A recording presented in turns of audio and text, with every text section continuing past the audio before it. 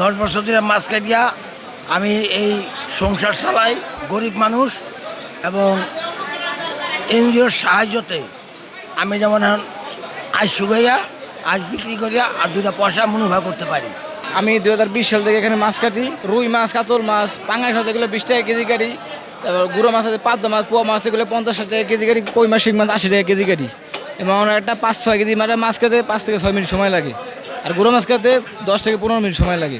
এই তো মাছ খেতে আমরা এখানে খুব ভালো আছি। প্রতিদিন 1000-1200 টাকা আয় আছে আমাদের। রুই মাছ, পাঙ্গাস মাছ, ইলিশ মাছ, কই মাছ, শিং মাছ, ট্যাংরা মাছ, পাবদা মাছ, বাইং মাছ, শোল মাছ যা পাই সবই কাটি। একমাত্র মলাই মাছ ছাড়া, মলাই মাছটা কাটি না, পুঁটি মাছটা কাটি না। এই 2টা মাছ বাদে আর সব মাছ কাটি। 10 বছর ধরে মাছ কাটতেছি, এই সংসার চলতেছে মাছ কাটা দিয়েই। এই মাছ কেটে আমরা 500-600 টাকা কামাই।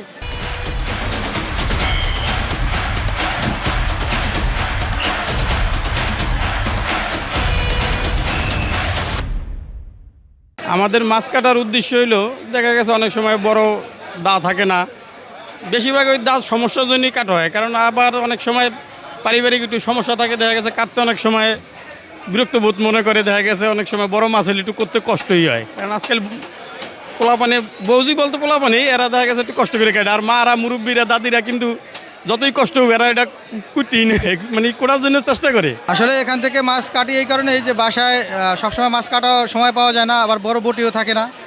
আবার বাসায় যে খালারা মাছ কাটে সেক্ষেত্রে ওই ঠিকমতো কাটতে পারে না। এই কারণে আমরা এখান থেকে মূলত কেটে নিই। এত বড় মাছ আমরা বাসায় কাটতারি না, এই লেগে কাটতাছি। সুবিধা আছে না, এত বড় বড়ি পাইম কই, ই পাইম কই, এত না লেগে কুড়াই নেই। এত বড়ি থাকে না এত বড়, এই জন্য তো কাটতে নেওয়া আমাকে। আর এনে কাটতে নিতে গেলে সুবিধা লাগে, আমাকে বাসায় ঝামেলা করানো লাগে না।